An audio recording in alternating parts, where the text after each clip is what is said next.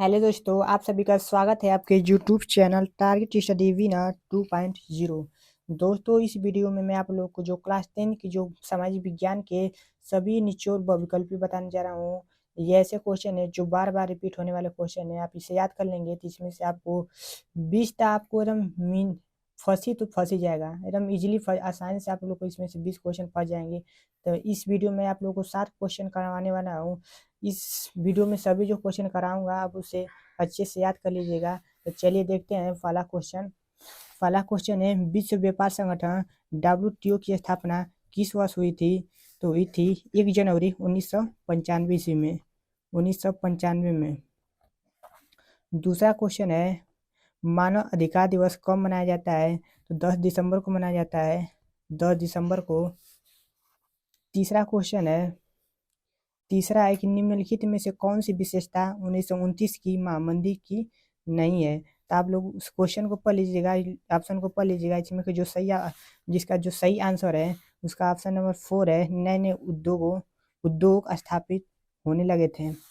इसका चौथा क्वेश्चन है, आर्थिक महामंदी की प्रारंभ कब से हुआ?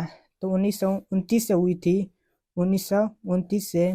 इसका पांचवा क्वेश्चन है, संयुक्त राष्ट्र संघ का मुख्यालय कहाँ पर है? तो संयुक्त राष्ट्र संघ का मुख्यालय कहाँ पर है? तो न्यूयॉर्क में है। इसका सातवां क्वेश्चन है, विश्व व्यापार संगठन की स्थापना कहाँ पर हुई थी?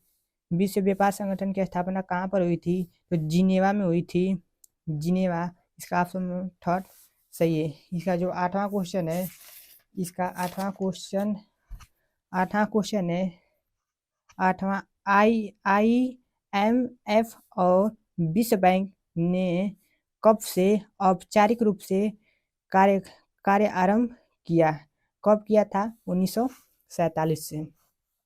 नौवां क्वेश्चन है, वह संक्रामक बीमारी जो यूरोपीय लोगों के साथ दक्षिण अफ्रीका में पहुंची थी, तो कौन सी बीमारी पहुंची थी? तो चेचक पहुंची थी। इसका नौवां क्वेश्चन अब देखते हैं। इसका नौवां क्वेश्चन के बाद अब देखते हैं 10वां क्वेश्चन। 10वां क्वेश्चन है, प्रथम विश्व युद्ध का प्रारंभ कब हुआ था? तो 1914 को हुआ था। 11 क्वेश्चन है, 20वीं शताब्दी में आयातित कपड़ों के मैनचेस्टर के लेबल पर किस प्रकार से चित्र छपे होते थे? इसका फर्स्ट वाला ही सही है। भारतीय नेताओं के बरामा है। 1934 के सनलाइट साबुन कैलेंडर पर किस भगवान का फोटो छपा था? विष्णु भगवान का फोटो छपा था। इसका 13 क्वेश्चन है, औद्योगिक क्रांति किस देश में प्रारंभ हुई थी? तो हुई थी इंग्लैंड में प्रारंभ हुई थी, इंग्लैंड। इसका ये वाला ये दूसरा तीसरा ये वाला है, तीसरा गलत है, इसमें तीसरा ही सही है। इसका कोई चौथा ऑप्शन नहीं बनाया गया है। जिसका 14 क्वेश्चन है, भारत में 1911 में अधिकांश लोगों निम्न में से किन राज्यों में स्थापित किए गए? तो कहाँ पर किए गए थे? बंगाल और मुंबई में। इसका 15 क्वेश्चन है, 15, 1928 में ग्राइफ वाटर के कैलेंडर पर किस भगवान का चित्र अंकित था? तो बालकृष्ण का था, बालकृष्ण का था। इसका 16 है, गिल्डस क्या है? गिल्डस एक उत्पादों का संगठन है। इसका क्वेश्चन नंबर 17, 1912 ईस्वी में JN टाटा ने भारत का पहला लौह और इस्पात संयंत्र किस जगह स्थापित किया था? तो कहाँ किया था? जमशेदपुर में, जमशेदपुर में। जो इसका 18 क्वेश्चन है, क्वेश्चन नंबर 18, गुलामगिरी के लेखक कौन था? तो गुलामगिरी के लेखक कौन थे? डॉक्टर भीमराव राजमी अम्बेडकर थे। इसका 19 क्वेश्चन, 18 हो गया। इसका 19वां क्वेश्चन देखते हैं। 19वां क्वेश्चन है, 19वां क्वेश्चन है, देखिए आप लोग को अच्छे से दिखाई दे रहा होगा। इसका 19वां, समाचार पत्र केसरी का प्रकाशन निम्न में से किसने किया था? तो बाल गंगाधर तिलक ने किया था। निम्न में से मार्टिन लूथर क्या था? मार्टिन लूथर एक धर्म सुधारक था। क्वेश्चन नंबर 21 है, वर्नाकुलर प्रेस एक्ट कब लागू किया गया था? सन 1878 ईस्वी में 22 है 1857 में बाल पुस्तकें छपने के लिए प्रेस किस देश में स्थापित हुआ? किस देश में हुआ था? फ्रांस में हुआ था। ऑप्शन नंबर 4 इसका सही है। क्वेश्चन नंबर 24, ज्योतिबा फुले ने 1871 ईस्वी में जाति प्रथा के अत्याचारों पर कौन सी पुस्तक लिखी थी? तो कौन सी लिखी थी? गुलामगिरी लिखी थी। गुलामगिरी लिखी थी। क्वेश्चन नंबर 24, बंगाली भाषा में प्रकाशित सबसे पहली संपूर्ण आत्मकहानी कौन सी थी? तो रिचर्ड एम ओ थी। क्वेश्चन नंबर 26, इनमें से किस राज्य में काली मृदा मुख्य रूप से पाई जाती है? तो किस राज्य में पाई जाती है? महाराष्ट्र में। इसका ऑप्शन नंबर ये वाला सही है। और जो ये वाला 25 छूट गया था, 25 पहले 25 देख लेते हैं। निम्नलिखित में से किस प्रांत में सीढ़ीदार या सोपानी खेती की जाती है? उत्तराखंड में। उत्तराखंड इसका 4 सही है। इसका 26 इनमें से किस राज्य में काली मृदा या मिट्टी मुख्य रूप से पाई जाती है? पहला जम्मू कश्मीर, दूसरा राजस्थान, तीसरा महाराष्ट्र, चौथा सभी। जिसका जो सही आंसर है ऑप्शन 3 महाराष्ट्र। 27 है। क्वेश्चन नंबर 27, लव अयस्क किस प्रकार का संसाधन है? पहला है नवीकरणीय योग्य, दूसरा है प्रवाह, तीसरा है जय, चौथा है अनवीकरणीय। तो जिसका जो सही आंसर है ऑप्शन नंबर 4 अनवीकरणीय। इसका क्वेश्चन नंबर 28 है, ज्वारीय ऊर्जा निम्नलिखित में से किस प्रकार का संसाधन नहीं है? पहला है पुनःपूर्ति योग्य, दूसरा अजय, तीसरा है मानवकृत, चौथा अचक्रीय। तो जिसका जो सही आंसर है ऑप्शन नंबर इसका ए सही है। ए पे नहीं चल रही है, इसका ऑप्शन नंबर ए सही है। पुनः आपूर्ति योग्य। देखते हैं क्वेश्चन नंबर 29। क्वेश्चन नंबर 29 है, जैविक संसाधन में निम्न में से कौन शामिल है? जैविक में कौन शामिल होता है? पहला है पशु, दूसरा है वन, तीसरा है मनुष्य, चौथा सभी। तो जो जैविक संसाधन में ये सभी शामिल होते हैं। जो इसका चौथा है सही है। तीसरा है निम्न में से किस प्रकार का संसाधन है? पहला निम्न में से किस प्रकार का संसाधन है? ये क्वेश्चन थोड़ा गलत लिखा गया है लग रहा है, इसे काट दीजिए। देखते हैं क्वेश्चन नंबर 31। क्वेश्चन नंबर 31 है, नदियों द्वारा लाए गए अवसाद से निर्मित मृदाएं कौन सी मृदा होती है? पहला है पर्वतीय मृदा, दूसरा है रेतीली मृदा, तीसरा है जलोढ़, चौथा है इन सभी। इसका जो सही आंसर है ऑप्शन तीसरा है जलोढ़ मृदा। जलोढ़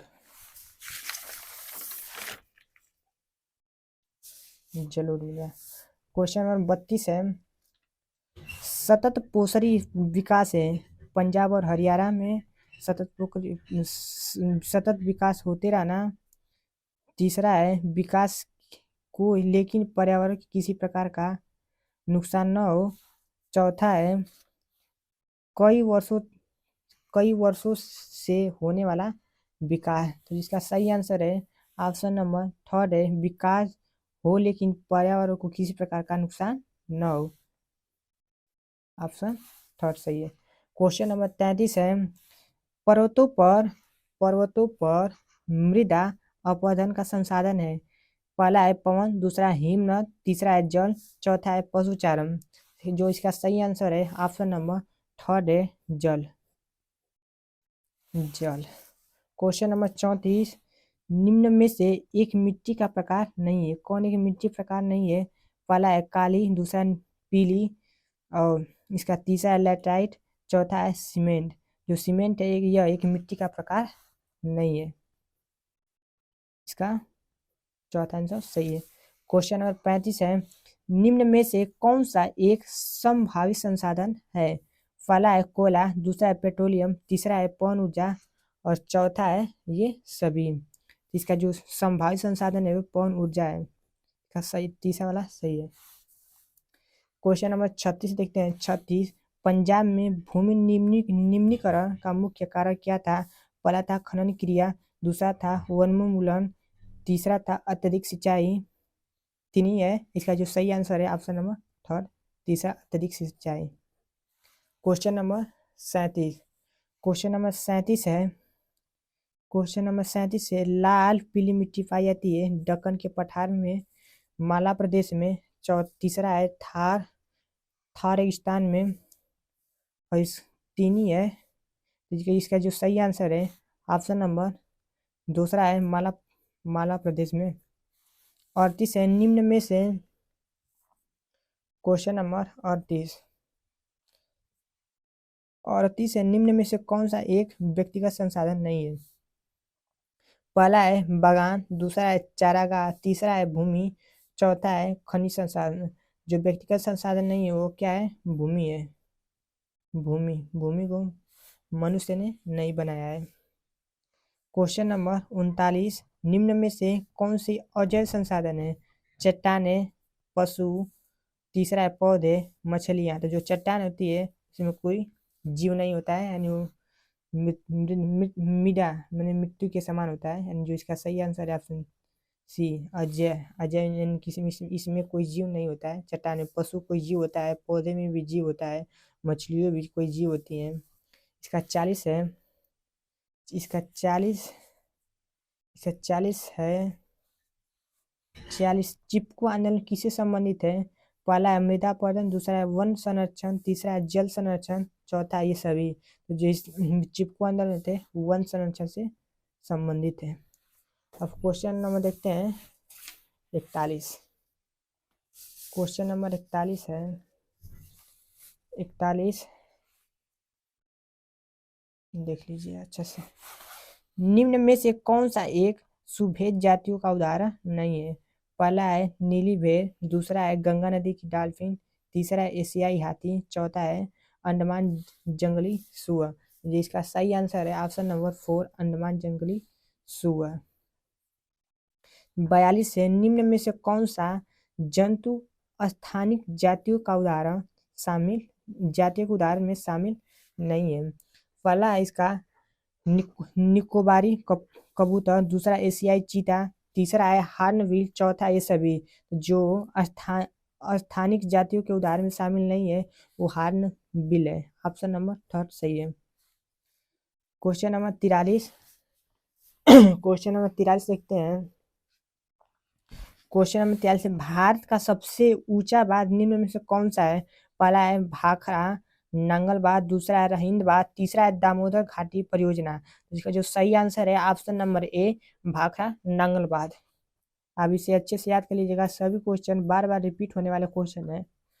क्वेश्चन नंबर 44, विश्व जल की महासागरों की कुल मात्रा कितनी है? विश्व कितनी है महासागरों की मात्रा? पहला है 96.5, दूसरा है 94.6%, दूसरा है 93.6%, चौथा है 92.8%। जो इसका सही आंसर है ऑप्शन नंबर फर्स्ट है 96.5%। बाढ़ किसे कहते हैं? बाढ़ किसे कहते हैं? पहला है नदियों के बहाव को अवरोध के माध्यम से रोकना ही बाढ़ कहलाता है। दूसरा है जल को जलाशय में एकत्रित करना ही बाढ़ कहलाता है। तीसरा है जल को सुगमता पूर्वक बहने से रोकना ही बाढ़ कहलाता है। चौथा है उपरोक्त सभी। तो इसका सही आंसर है ऑप्शन नंबर पहला, नदियों के बहाव को अवरोध के माध्यम से रोकना ही बाढ़ कहलाता है। बात की डिफिनीशन है। देखते हैं क्वेश्चन नंबर 46। क्वेश्चन नंबर 46 है, भारत किस वर्ष तक नितांत जल दुर्बलता की स्थिति वाले देशों में शामिल हो जाएगा? कब हो जाएगा? पहला है 225, दूसरा है 220, तीसरा है 222, चौथा है 230। तो कब शामिल हो जाएगा? 225 तक ले शामिल हो जाएगा। क्वेश्चन नंबर 47 है, भारत को विश्व की कुल वर्षा का कितना % भाग प्राप्त होता है? पहला है 4%, दूसरा है 9%, तीसरा है 7%, चौथा है 10%। कितना भाग प्राप्त हो जाएगा विश्व का? तो 4%। ऑप्शन नंबर फर्स्ट सही है। क्वेश्चन नंबर 48 है, सलाल बांध किस नदी पर बना है? बार बार पूछता है क्वेश्चन, सलाल बांध किस नदी पर बना है? पहला है महानदी, दूसरा है चिनाब नदी, तीसरा है सतलज नदी, चौथा है कृष्णा नदी। तो किस नदी बना हुआ है? यह चिनाब नदी पर। ऑप्शन बी सही है। 49 इसका है, बांधों को भी कहा जाता है, क्या कहा जाता है? यहाँ डैश में भरा जाएगा वो। पहला बहुउद्देशीय परियोजना कहा जाता है बांधों को, दूसरा जल स्रोत कहा जाता है, तीसरा जल का भंडार कहा जाता है। तो क्या कहा जाता है? बांधों को बहुउद्देशीय परियोजना कहा जाता है। इसका जो पहला आंसर है सही है। इसका जो 50वां आंसर है, 50 क्वेश्चन है, इनमें से कौन सी रबी की फसल है? इनमें से कौन सी रबी की फसल है? पहला है चावल, दूसरा है मोटे अनाज, तीसरा है चना, चौथा है कपास। तो कौन इसमें से रबी की फसल है? चना। ऑप्शन नंबर थर्ड सही हो जाएगा। इनमें से कौन सी, क्वेश्चन नंबर 51, इनमें से कौन सी रबी की फसल है? पहला है दालें, दूसरा है मोटे अनाज, तीसरा है ज्वार, चौथा है तिल। इसमें कौन सा रबी की फसल है? इसमें रबी की फसल है दालें। अब देखते हैं क्वेश्चन नंबर 51।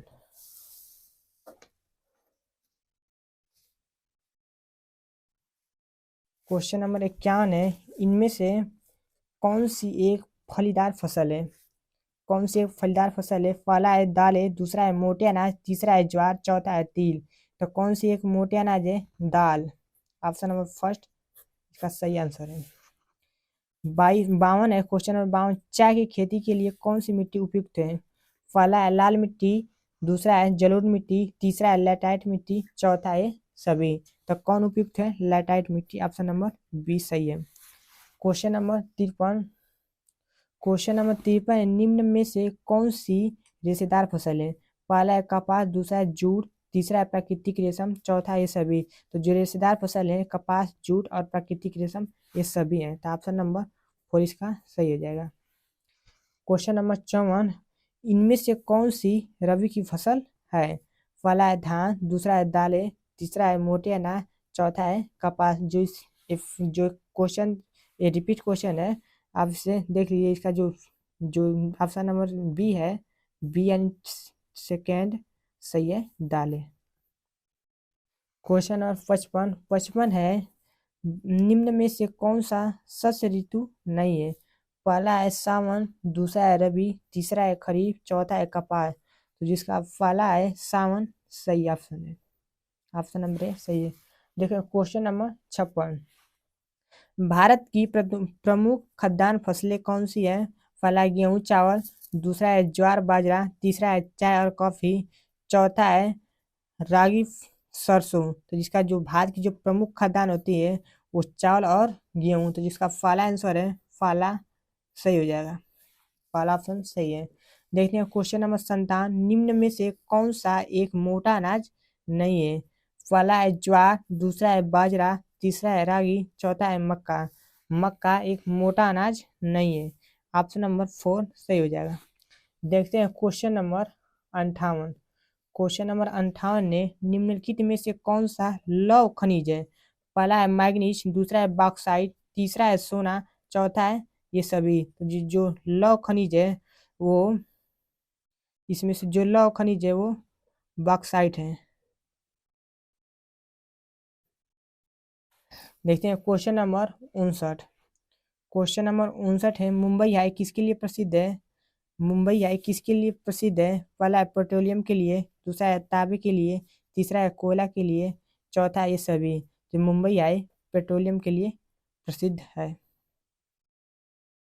फाइव इसका सही हो जाएगा।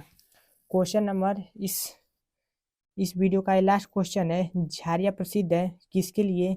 आप इसे कमेंट में जरूर बताइएगा। दोस्तों आपको वीडियो अच्छी लगे तो वीडियो को लाइक शेयर सब्सक्राइब जरूर कीजिएगा। दोस्तों हम मिलते हैं अगले वीडियो में। Okay bye.